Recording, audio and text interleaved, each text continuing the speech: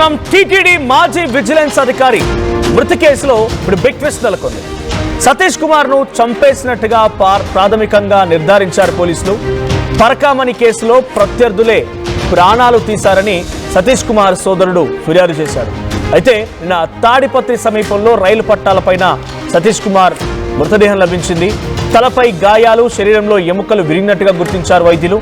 సతీష్ మృతిపై కేసు నమోదు చేశారు గుత్తి రైల్వే స్టేషన్ పోలీసులు. ఇక పరకామణి చోరీ కేసులో ప్రత్యక్ష సాక్షిగా ఉన్నాడు సతీష్ కుమార్. రెండోసారి సిఐడి డీజీ ముందు హాజరయ్యేందుకు వెళ్తుండగా ఆయన మరణించాడు. రాయలసీమ ఎక్స్ప్రెస్ ట్రైన్లో A1 కోచ్ 29 బెర్త్లో సీట్ బుక్ చేసుకున్నాడు. అర్ధరాత్రి 2 నుంచి 3 గంటల సమయంలో ఈ ఘటన జరిగినట్టుగా పోలీసు అధికారులు గుర్తించారు. సో ప్రస్తుతానికి సతీష్ కుమార్ ప్రయాణించిన రైల్లో తోటి ప్రయాణికులను కూడా ఆరా తీస్తున్నారు.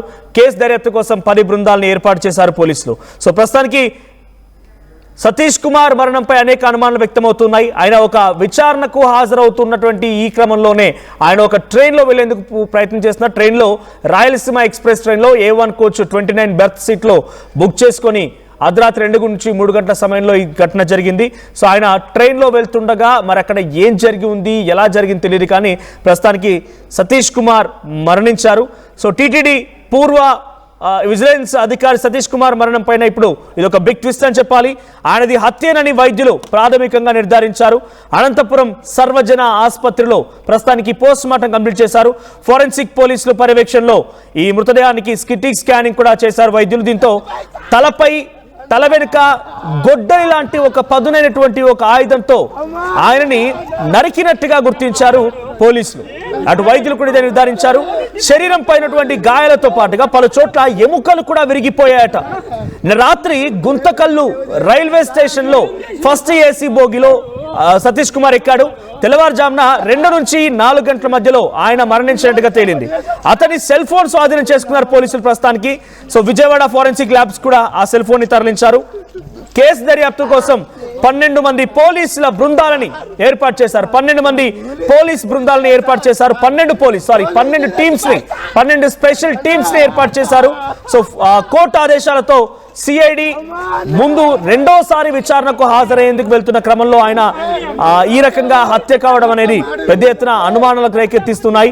సో అనంతపురం జిల్లా పెద్దపప్పూరు మండలం కోమలి వద్ద రైల్వే పట్టాలపైన సతీష్ కుమార్ మృతదేహమై కనిపించాడు. 2023 ఏప్రిల్లో టీటీడీ ఉద్యోగిగా రవికుమార్ శ్రీవారి ఆలయ పరికామణిలో పనిచేసి విదేశీ కరెన్సీ చోరీకి చేస్తూ పట్టుబడిన ఘటన పైన ఈయన హోదాలో సతీష్ కుమార్ ఫిర్యాదు చేశారు. సో రవికుమార్ అనే వ్యక్తిపై సతీష్ కుమార్ ఫిర్యాదు చేశారట. అయితే ఈ కేసుపై ఎలాంటి విచారణ లేకుండా నిందితుడు రవికుమార్, ఫిర్యాదుదారు సతీష్ కుమార్ రాజీ కుదుర్చుకున్నారట. సో ఇటు సతీష్ కుమార్ ఫిర్యాదు చేశాడు. గతంలో రవికుమార్ అనేటువంటి ఒక టీటీడీ ఉద్యోగి ఆలయ పరకామణిలో విదేశీ కరెన్సీలో చోరీ చేస్తున్నాడని చెప్పి సతీష్ కుమార్ ఫిర్యాదు చేస్తే సతీష్ కుమార్ అండ్ రవికుమార్ ఇద్దరు నిందితులు అండ్ కంప్లైంట్ ఇచ్చినటువంటి ఫిర్యాదు ఇద్దరు కూడా పోలీసులు చెప్పిన మాట. సో వెనుక తల భాగంలో కొంత పదునైనటువంటి గొడ్డల్లాంటి ఒక ఆయుధంతో అతన్ని నరికినట్టుగా, తర్వాత ఎముకలు విరిగిపోయినట్టుగా అన్ని స్కాన్లు చేసిన తర్వాత నిర్ధారించిన అంశం. మా ప్రతినిధి అనంతపురం నుంచి నాయుడు సిద్ధంగా ఉన్నారు. నాయుడు, సో ప్రజెంట్ సిచ్యువేషన్ ఏంటి? సతీష్ కుమార్ మరణంపై ఇంకా ఎటువంటి అనుమానాలు వ్యక్తమవుతున్నాయి? నిజానికి ఆయనని ఇంత దారుణంగా ఆయనని పూర్తిగా అంతమొందించాలనేటువంటి ఆలోచన ఎవరికి వచ్చింది? ఎవరు చేస్తుంటారు? మనస్ మొత్తం మీద అయితే పరకమణి కేసు అనేది సంచలనంగా మారుతుంది. ఏకంగా సతీష్ కుమార్, అప్పట్లో ఉన్నటువంటి అధికారి సతీష్ కుమార్ ఇక్కడ అనుమానాస్పద స్థితిలో మృతి చెందడం అనేది పెద్ద ఎత్తున సంచలనం రేపుతున్నటువంటి అంశం. ముఖ్యంగా ఇప్పటికైతే మాత్రం నిన్న అర్ధరాత్రి ఏదైతే ఉందో, మొన్న అర్ధరాత్రి బయలుదేరినటువంటి సతీష్ కుమార్ విగత జీవిగా మారినటువంటి నేపథ్యం. మరి దీని వెనక ఏం జరిగింది అనేది మాత్రం పెద్ద పోలీసులు అయితే అనేక బృందాలతో ఎంక్వైరీ కూడా చేస్తున్నటువంటి పరిస్థితులు అయితే కనిపిస్తున్నాయి. మనం ఇప్పుడు అనంతపురంలోని పోలీస్ గెస్ట్ హౌస్ ముందున్నాం. గెస్ట్ హౌస్ లో కూడా ఇప్పటికే సిఐడి డిఐజీ రవిశంకర్ అయ్యర్ నేతృత్వంలో చిమోషి రాయలసీమ డిఐజీ కానీ ఇలాంటి అడిషనల్ డీజీ కావచ్చు, ఇలాంటి జిల్లా ఎస్పీ అనంతపురం జిల్లా ఎస్పీ జగదీష్ వీళ్ళందరూ కూడా సమావేశమయ్యారు. వీరు ఇక్కడ నుంచి సంఘటనా స్థలానికి కూడా వెళ్ళి అక్కడ పూర్తిగా ఎంక్వైరీ చేసే అవకాశం ఉందని కూడా మనకి తెలుస్తుంది. అయితే మొత్తం దీని వెనుక ఏం జరిగింది అనేది అంతా పూర్తి రావాలి అంటే మాత్రం PM reports, post mortem report తర్వాత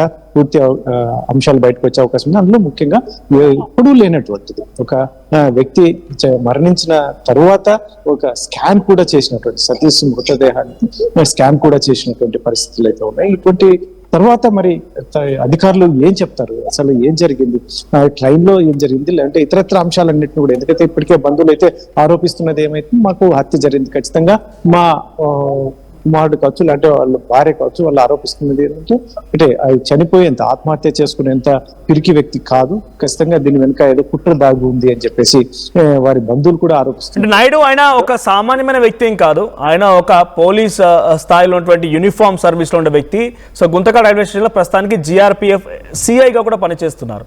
సో అటువంటి వ్యక్తి సో ఈ కేసులో రెండోసారి విచారణకు హాజరవుతుండగా అంత ఏమరపాటుగా తనెవరో ఈ రకంగా ఫాలో అవుతున్నారు, నిజంగా అతన్ని అంతమొందించాలని ఆలోచన ఉంటే ఆయన ఏం గుర్తుపట్టలేకపోయారు, నిజంగా ఆ సిచ్యువేషన్ ఉంటుందా, ఇంత కీన్గా అబ్జర్వ్ చేస్తూ ఫాలో అయ్యారు ఎవరైనా ఆయన్ని? అంటే ఒకటి మనోజ్, ఇతను జర్నీ స్టార్ట్ చేసిందే మిడ్నైట్ 12 గంటల తర్వాత.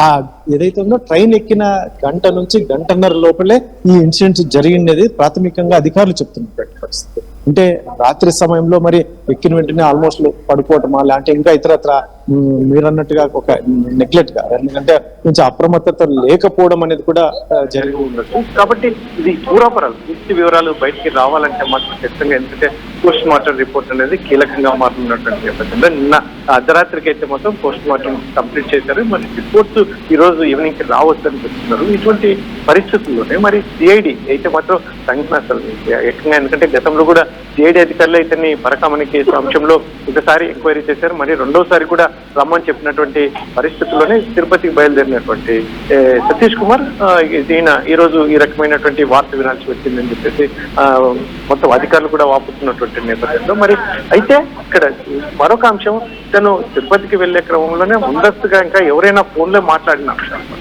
అంటే ఎవరైనా అంతకుముందు 1 or 2 days ముందు ఎవరైనా ఫోన్లో ఏమైనా మాట్లాడారా, లేదంటే వచ్చి కలిసారా, ఇటువంటివన్నీ కూడా కీలకంగా మారే అంశం పరిస్థితులు కనిపిస్తాయి. మరొక అంశం, ట్రైన్ లో ఎవరెవరు టికెట్స్ వచ్చింది అంటే ఇతరత్ర అవి కూడా ఎంక్వైరీ చేస్తున్నటువంటి ఇవన్నిటిని కులంకషంగా పరిశీలిస్తే కానీ సతీష్ కుమార్ మృతి అనేది ఎటువంటి కోణాల్లో జరిగింది అనేది బయటకు వచ్చే అవకాశం.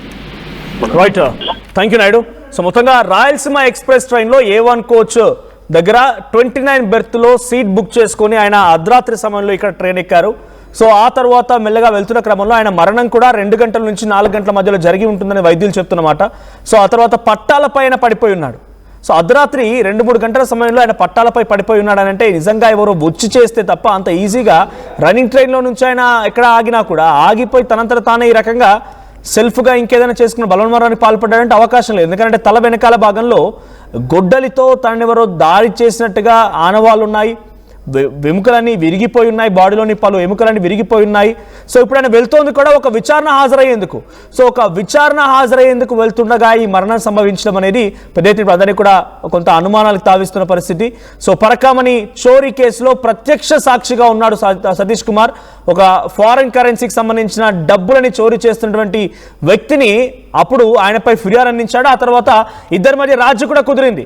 సో ఆ ఫిర్యాదుదారుడు ఎవరో సతీష్ కుమార్, ఇక్కడ అక్కడ కల్ప్రిట్ ఎవరైతే ఇక్కడ రవికుమార్. సో రవికుమార్ పైన ఫిర్యాదు అందించిన తర్వాత సతీష్ కుమార్ కొన్ని రోజుల తర్వాత మళ్ళీ ఏం జరిగిందో తెలియదు, కానీ సతీష్ అండ్ రవికుమార్ ఇద్దరు కూడా రాజీ కుదుర్చుకున్నారు.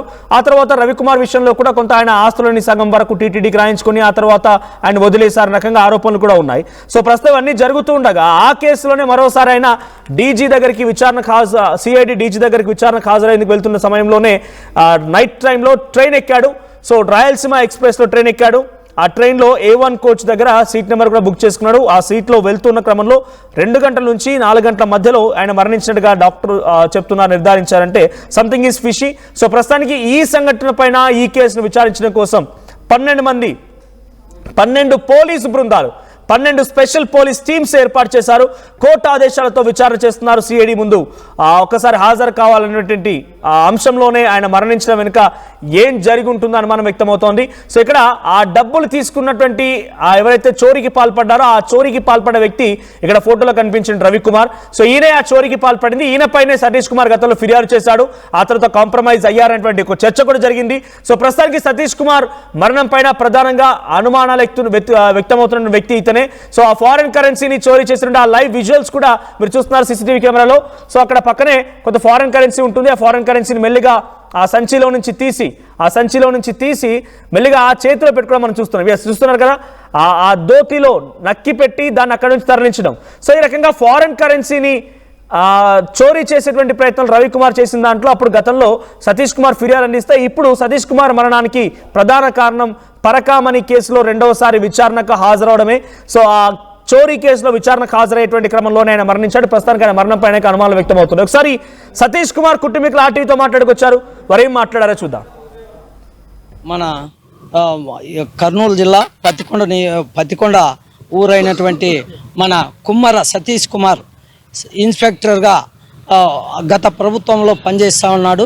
ఇప్పుడు కూడా ఎస్ఐగా మన గుంటకల్ అనంతపురం జిల్లాలో సిఐగా పనిచేస్తున్నాడు. ప్రస్తుతానికి ఆయన గత ప్రభుత్వంలో విజిలెన్స్లో పనిచేస్తూ తిరుపతి టీటీడీ దానికి సంబంధించి ఇప్పుడు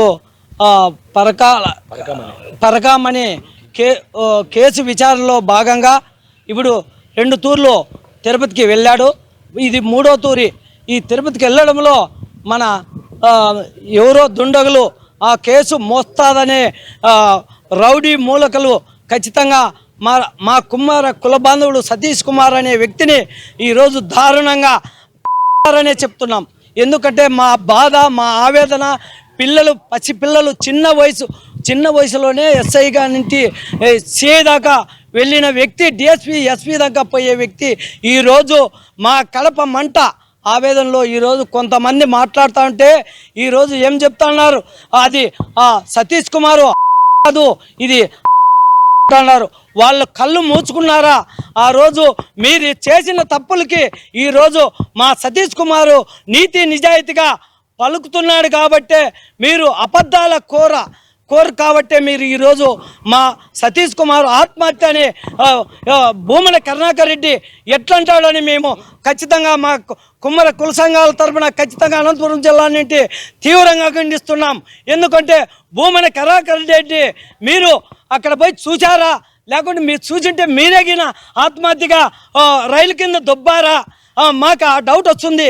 ఖచ్చితంగా ఇది సిబిఐకి అప్పగించి మా సతీష్ కుమార్ కుటుంబానికి ఖచ్చితంగా న్యాయం జరగాలని మేము కరుణాకర్ రెడ్డి చేసిన వాగ్దానాన్ని ఖచ్చితంగా కరుణాకర్ రెడ్డి అయితే పై స్థాయిలో మాజీ అధికారులు అయితే ఎవరైనా వాళ్ళ వెంటనే అరెస్ట్ చేసి వాళ్ళను కటకడాలు పాలు చేసి మా సతీష్ కుమార్ కుటుంబానికి న్యాయం చేయాలని మేము తీవ్రంగా ఖండిస్తున్నాం. సతీష్ కుమార్ గారి మృతి చాలా బాధాకరం. ఈరోజు మేము ఆయన మృతికి అనంతపురం జిల్లా కుమ్మరి శాలివాన్ తరపున కూడా చాలా ఖండిస్తున్నాం. ఆయన ఒక నీతి నిజాయితీతో తన అధికారంలో బాధ్యత తీసుకోవడం కూడా గత పాలకులకు పట్టడం లేదు. పరకాంలో భాగంగా గత ప్రభుత్వంలో జరిగిన అవినీతిని ఆయన నిర్దిష్టంగా నీతి నిజాయితీగా కనుకొని ఒక సాక్షిగా పరకాంలో వచ్చేసి ఆయన ఒక మెయిన్ సాక్షిగా విట్నెస్గా ఉండడం కూడా ఆయన దురదృష్టం అని చెప్పేసి ఈరోజు చాలా బాధాకరం. ఆయన టీటీడీ విజిలెన్స్ అధికారిగా గతంలో పనిచేసినాడు. ప్రస్తుతం కూడా రైల్వేలో సిఐగా కూడా బాధ్యత నిర్వహిస్తున్నాడు. నీతి నిజాయితీగా అధికారిగా పనిచేస్తున్నాం. ఈరోజు పోలీస్ యంత్రాంగం కావచ్చు, ప్రభుత్వ యంత్రాంగం కూడా ఒక బ్లాక్ డేగా మేము భావిస్తున్నాం. ఎందుకంటే ఒక అధికారి కూడా ఒక భద్రత లేక ఈరోజు ఆయన ప్రాణాలు కోల్పోవడం చాలా బాధాకరం. ఎందుకంటే ఈరోజు ఆయన ఒక సిట్ విచారణకు వెళుతుంటే తిరుపతికి గత రాత్రి రైల్వే ప్రయాణంలో భాగంగా సిట్ విచారణకు వెళ్తుంటే గత పాలకులు ఎవరైనా కావచ్చు, గత పాలకులు వాళ్ళ నిజ స్వరూపాలు బయటపడతాయని చెప్పేసి వాళ్ళు జైలు జీవితం గడుపుతారనే ఒక బాధతో, ఒక ఆలోచనతో, ఒక అనుమానంతో ఈ వ్యక్తిని అని చెప్పేసి మాకు అనుమానం కూడా ఉంది. కాబట్టి ఈ రోజు మేమంతా ఒకటే డిమాండ్ చేస్తున్నాం. నేటి అధికార ప్రభుత్వం కావచ్చు, తప్పనిసరిగా ఇది సిబిఐకి విచారించి సిఐ మృతికి తప్పనిసరిగా కారణమైన దుండగులను వెంటనే శిక్షించాలి. వాళ్ళు ఎంతటి వారైనా, మాజీ ప్రజాప్రతినిధులైనా ఎవరైనా కూడా సిఐ మన సతీష్ కుమార్ మృతికి తప్పనిసరిగా వాళ్ళు శిక్ష అనుభవించాలని చెప్పేసి ఈరోజు అనంతపురం జిల్లా కుమ్మరి శాలివాన్ తరపున డిమాండ్ చేస్తున్నాం. ఈరోజు నా పేరు కేవోలుపతి, అనంతపురం జిల్లా కుమ్మరి శాలివాన్ సంఘం నాయకులు. మేము బడుగు బలహీన వర్గాలకు చెందిన వ్యక్తి, కానీ సిఐ సతీష్ కుమార్ నీతి నిజాయితీతో తన బాధ్యత నిర్వహించాడు. ఈ రోజు ఆయన తన వాంగ్మూలాన్ని తిరుపతిలో సాక్ష్యం చెప్తాడని ఒక భయంతో గత పాలకులు ఈరోజు ఒక వ్యక్తి మాట్లాడుతున్నాడు ప్రెస్ మీట్ లో, సతీష్ కుమార్ వక్రీకరిస్తున్నాడు. ఆయనకి ఏమన్నా వచ్చి కుటుంబ కలహాలు ఉన్నాయా, ఆయన ఏమన్నా ప్రేమ వ్యవహారం వైఫల్యమైనాడా, లేకుంటే ఆర్థిక ఇబ్బందులు ఉన్నాయి, ఎత్తుగా ఎందుకు ఆ విధంగా మాట్లాడుతున్నాడు? కాబట్టి వెంటనే చంద్రబాబు నాయుడు ప్రభుత్వం, కూటమి ప్రభుత్వం తప్పనిసరిగా ఈ సిఐ సతీష్ కుమార్ మరణాన్ని దర్యాప్తు జరిపి సిపిఐకి అప్పగించి తప్పనిసరిగా దుండులను శిక్షించాలని చెప్పేసి ఈరోజు మేము డిమాండ్ చేస్తున్నాం. కుటుంబానికి కూడా ప్రగాఢ సానుభూతి తెలియజేస్తూ ఆ కుటుంబాన్ని కూడా ప్రభుత్వం ఆదుకోవాలని చెప్పేసి ఈరోజు మా రైట్. ఇక్కడ మీరు విజువల్లో చూడండి, అక్కడ రైట్ నా లెఫ్ట్ సైడ్లో కనిపిస్తున్నటువంటి ఈ విజువల్లో చాలా స్పష్టంగా రవికుమార్ అనేటువంటి ఆ నిందితుడు ఎవరైతే ఉన్నారో ఆయన పరకామణి దాని కేసులో ప్రధానమైనటువంటి ఒక కల్ప్రిట్. సో ఆయన ఆ ఫారెన్ కరెన్సీని చోరీ చేసి దాచుకోవడం మనం చూస్తున్నాం. క్లియర్ విజువల్లో కనబడుతుంది ఫారెన్ కరెన్సీని దాచుకోవడం అనేది. సో ఇది ఎక్కడిదో కాదు, టీటీడీ వెంకటేశ్వర స్వామికి ఇచ్చినటువంటి భక్తుల యొక్క కానుక, దాన్ని లెక్కించేటువంటి క్రమంలో ఈ రకంగా ఆ డబ్బుల్ని దాచుకున్నటువంటి ఈ వ్యక్తి పైన గతంలో సతీష్ కుమార్ ఫిర్యాదు ఇచ్చాడు. సో ఆ ఫిర్యాదు పైన గతంలో ఏం జరిగింది తెలియదు, కానీ ఆ తర్వాత ఇద్దరు రాజీ కుదుర్చుకున్నారనేటువంటి ఒక చర్చ కూడా ఉంది, ఇద్దరి మధ్య చర్చ జరిగింది. సో ఆ తర్వాత మరి రవికుమార్పై ఎటువంటి యాక్షన్ తీసుకున్నారు అనేటువంటి క్వశ్చన్ రైజ్ అయినప్పుడు రవికుమార్ని డైరెక్ట్గా ఆయనని అక్కడి నుంచి తొలగించారు. ఆ తర్వాత ఆయనకు సంబంధించి దాంట్లో డబ్బుల్లో ఆయన ఆస్తులో నుంచి సగం టీటీడీకి అటాచ్ చేశారు. ఇలాంటి చర్చ జరిగింది. సో ఇప్పుడు సతీష్ కుమార్ అదే కేసులో రెండోసారి మళ్ళీ విచారణకు హాజరవడానికి వెళ్తూ ఉన్న క్రమంలో ఈ ఘటన చోటు చేసుకుంది. నిన్న రాత్రి 12 గంటల సమయంలో ఆయన ట్రైన్ ఎక్కాడు. రాయలసీమ ఎక్స్ప్రెస్ A1 కోచ్లో సీట్ నెంబర్ 4ని బుక్ చేసుకున్నాడు ఆయన. సో ఆ సీట్లో ఆయన వెళ్తూ seat number 29 berth number 29 seat book చేసుకున్నాడు. ఆయన వెళ్తున్న క్రమంలో మధ్యలో ఏం జరిగింది తెలియదు, కానీ 2-3 గంటలకల్లా ఆయన మరణం సంభవించి ఉంటుందని చెప్తున్నారు. సో తెల్లవారుజామున కొంతమంది అక్కడికి వెళ్ళి చూసేసరికల్లా అక్కడ అంటే జనరల్గా చూసినట్టు కొంతమంది స్థానికులకి ఈ కేసు విచారణ కోసం 12 పోలీసు బృందాలని ఏర్పాటు చేశారు. సో నాయుడు సిద్ధంగా ఉన్నారు మరోసారి. నాయుడు, సో ప్రజెంట్ సతీష్ కుమార్ మరణం పైన ప్రధానమైనటువంటి అనుమానం ఎవరిపై ఉంది? అంటే రవికుమార్ గతంలో ఆయనపై కంప్లైంట్ ఇచ్చారు కాబట్టి రవికుమార్ పై అనుమానం వ్యక్తమవుతుందా, లేదా ఇంకేదైనా మధ్యంతరంలో కూడా ఆయన అక్కడి నుంచి విధులు నిర్వర్తిస్తూ బయటకు వచ్చిన తర్వాత ఆయన వేరే దగ్గర కూడా పనిచేస్తూ ఉన్నారు, గుంతకల్లో GRPFలో CIగా పనిచేస్తున్నారు, ఇంకెవరైనా శత్రువులు ఉన్నారా? ఆయనపై ఇంత కుట్ర పన్ని కసితీరా హతమార్చాల్సిన అవసరం వెంబడిస్తే తప్ప, ఆయన ట్రైన్లో వెళ్తున్నారు, వెంబడిస్తే తప్ప సాధ్యం కాదు. అంత పని ఎవరు చేస్తుంటారు? అనుమానం ఎవరిపై వస్తుంది? మనోజ్, ఈ పరకామణి కేసు మొదలైనటువంటి నుంచి పెద్ద ఇది సంచలనంగా మారినటువంటి పరిస్థితులు అయితే కనిపిస్తున్నాయి. మరొకటి, ఈరోజు ఏకంగా ఒక వ్యక్తి, ఒక ఆఫీసర్ని ప్రాణాలు లేకుండా పోవడం అనేది అసలు ఇప్పటికీ మిస్టరీగానే మారినటువంటి పరిస్థితులు అయితే కనిపిస్తున్నాయి. ముఖ్యంగా ఇతనికి ఎందుకంటే సతీష్ కుమార్ కి గతంలో కూడా ఆ పరకామణి కేసు అంశంలో కూడా పలుమార్లు ఆయనకు ఒత్తిడి మేరకి గతంలో ఉన్నటువంటి కొంతమంది అతను రిటర్న్ గా లెటర్ రాసినప్పుడు కాంప్రమైజ్ అవుతున్నప్పుడు కూడా మనకు ఉన్నటువంటి సమాచారం, ముఖ్యంగా ఏదైతుందో ఒక CI నాకు బలవంతం చేయడం వల్లనే నేను డ్రాప్ అవుతున్నట్లుగా కూడా ఒక లెటర్ కూడా రాశాడు అనేది మనకు తెలుస్తున్నటువంటి ఇన్ఫర్మేషన్. ఇటువంటి పరిస్థితుల్లోనే ముఖ్యంగా ఇతను చనిపోయిన పరిస్థితులు కూడా అది తెలియడానికి ముఖ్యంగా ఏదైతే ఉందో CID అధికారులు ఎంక్వైరీకి రమ్మన్నటువంటి పరిస్థితుల్లో ఉదయమైనా కూడా రాకపోయే సమయానికి ఇతని సెల్ లొకేషన్ ట్రేస్ అవుట్ చేస్తే అది ఇక్కడ ఏదైతే ఉందో తాడిపత్రి దగ్గర చూపిస్తుంది అని చెప్పేసి అక్కడ నుంచి CID కానిస్టేబుల్స్ రైల్వే వారికి ఇన్ఫర్మేషన్ ఇవ్వడం, మా ఆఫీసర్ ఒకతను ఇక్కడ రావాల్సింది, ఇక్కడికే రీచ్ అవ్వాల్సింది, ఇప్పటి వరకు రాలేదు, కొంచెం ఎంక్వైరీ చేయండి చూడండి అని చెప్పినటువంటి పరిస్థితుల్లోనే వీరు రైల్వే అధికారులు ఎంక్వైరీ చేస్తే ఇక్కడ ఏదైతే ఉందో తాడిపత్రి దగ్గర ఉన్నటువంటి సతీష్ కుమార్ మృతదేహం బయటకు పడింది అనేది ఒకటి తెలుస్తున్నటువంటి నేపథ్యం. ముఖ్యంగా ఎందుకంటే తను ట్రైన్ ఎక్కిన దాదాపు 2 గంటల లోపే విగత జీవిగా మారడం అనేది కూడా సంచలనంగా మారినటువంటి పరిస్థితులు ఉన్నాయి. మరి మొత్తం మీద అధికారులు అయితే మాత్రం దీన్ని దాదాపు 12 బృందాలుగా విడిపోయి దీన్ని ఎంక్వైరీ చేస్తున్నటువంటి పరిస్థితులు ఉన్నాయి. ముఖ్యంగా ఈ రోజు CID అది ఏదైతే ఉందో DIG అయ్యర్ కూడా ఇక్కడ అనంతపూర్ చేరుకున్నారు. అనంతపూర్ లో ఇక్కడ ఉన్నతాధికారులతో కూడా సమావేశాలు, డాక్టర్ల బృందం కూడా ఇప్పుడు గెస్ట్ హౌస్ కి చేరుకుంది.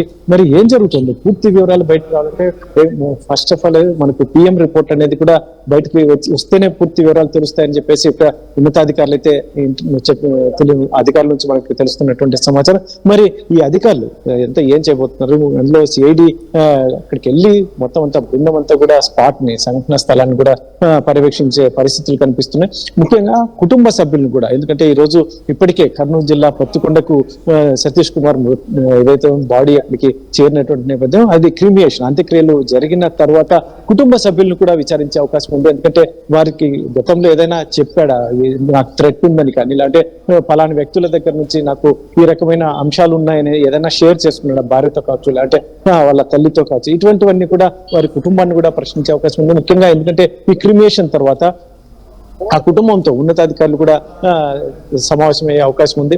ఈ రోజు మధ్యాహ్నం లోపు సతీష్ కుమార్ అంత్యక్రియలు ముగిసే పరిస్థితి ఉంది. కాబట్టి ఇప్పటికే ఏర్పాట్లు జరుగుతున్నాయి. కర్నూలు జిల్లా పత్తికొండలో అయితే మాత్రం వారి బంధువులంతా పెద్ద ఎత్తున చేరుతున్నారు. కాబట్టి ఇదంతా చూస్తే మొత్తానికి పోస్ట్ మార్టం రిపోర్ట్ తర్వాత కూలంకషంగా అనేక అంశాలు బయటకు వచ్చే అవకాశం ఉంది.